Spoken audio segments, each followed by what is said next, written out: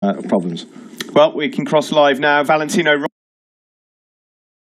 Rossi is waiting. Let's get the thoughts of the doctor at the end of pre-season testing.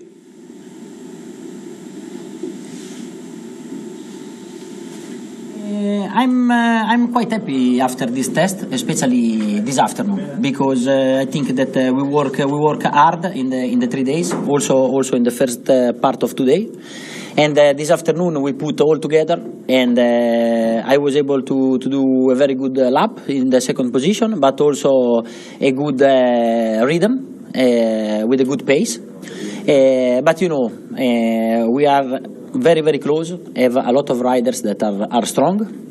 We continue to suffer with the tires, front and rear, and I did just half race. From that point to the end, we have to understand what's happened. So we will see in 2 weeks. We know that during the season you follow Moto2 and Moto3 races. How do you see both?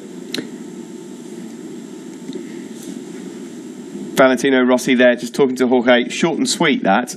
But I get the feeling, reading in between the lines, that you might be right, papering over the cracks. It's you know, okay, the one lap pace is great, but it's over the race is the problem. That's where they're looking to make that step. So you have to be so careful, don't you, Matt? Analysing lap times, looking at it and going, okay, well, all the problems are fixed now. Valentino's second. It doesn't work like that.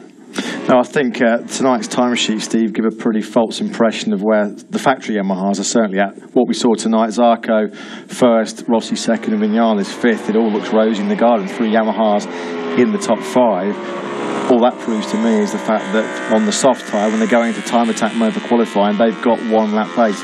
Valentino Rossi, they're clearly indicating there his major concerns are when the rear grips go in the second half of the race. This is not a new problem, as we said earlier on. They've got to try and extract more performance, get longer life out of that rear tyre. That is something that Ducati and Honda are able to do.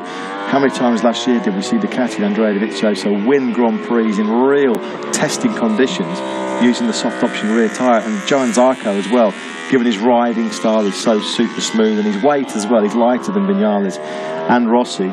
As we look at some pictures of Valentino out on that wet test a little bit earlier on, Zarco can also race the soft tyre.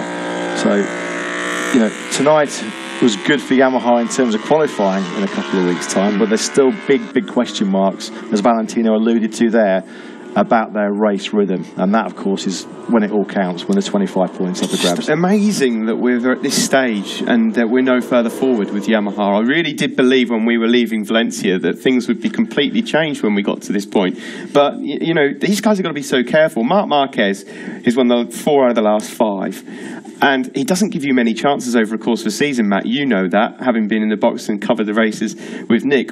What, maybe 3 chances over the course of the year? Does he bring up a non-score? You can't spend the first 3 or 4 races being as far behind as what Yamaha seem like they are at the moment.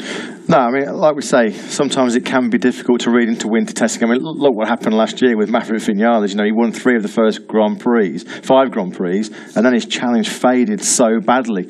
So it is sometimes hard to read into it, but there's no doubt about it. Yeah, they are suffering and they are struggling. Earlier on, of course, we saw Jack Miller live talking to Loris Capirossi about his thoughts on a wet track, and now we can get his thoughts at the end of day 3. So over to Jack. Jack, another quicker lap time